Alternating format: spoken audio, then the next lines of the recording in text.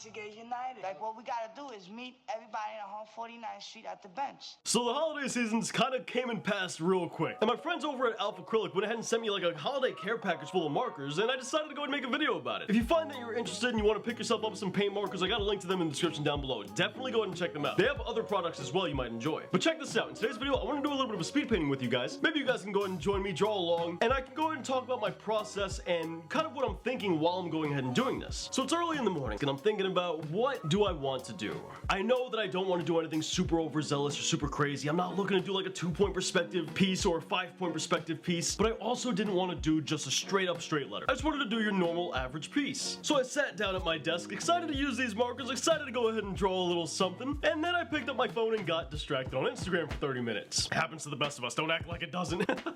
So I sat there thinking, what kind of G structure do I want to work with? How do I want to go about this piece? And letter name weight was going to be the focus here. Letter name weight is a pretty interesting fundamental. It's one of those things that is pretty easy out of the box. It's not really too technical, but if you really crack open under the hood, you can get into some pretty in-depth concepts. And while we're not doing anything super difficult here, I wanted to at least play around with it. So right off the bat, I knew my G and my R had to be smaller. And we were going to tuck the lower part of the I right underneath the GR in order to help hold up the G and the R. While the M, on the other hand, would be a lot larger, a lot beefier, in order to kind of weigh out the right-hand side and compensate for the I having a lot of its weight over on the left-hand side. In order to further push this, we were going to add 1-point perspective down into the left. This is going to put our 3D towards the left-hand side of the name, the G and the R, in order to help beef up the weight over there. But not even that was going to be enough, because we still have a fair amount of negative space on the M's side of the name. As a result, the M would also benefit from some of the weight that the 3D provides, which means more countermeasures. For this, we added a lot, and I mean a lot, of exterior detail on the left-hand side of the name. But I didn't really want to go too far out with extensions, so we added chips as well. We put the Doctor at the top of the name, and we put Toys R Us at the bottom. A little bit of a callback to an old crew I used to want to make. I thought the name was fun and a little cheeky, so I decided to go ahead and do it here. Now, I'll tell you what, I did mess up in this sketch. If you know me, you know I'm all about using prime numbers for details. And in this piece, I had 6 different chips. I forgot in the sketch, I wanted the tittle of the eye, the dot at the top, in order to actually be another chip, in order to make those a prime number. But instead, I kind of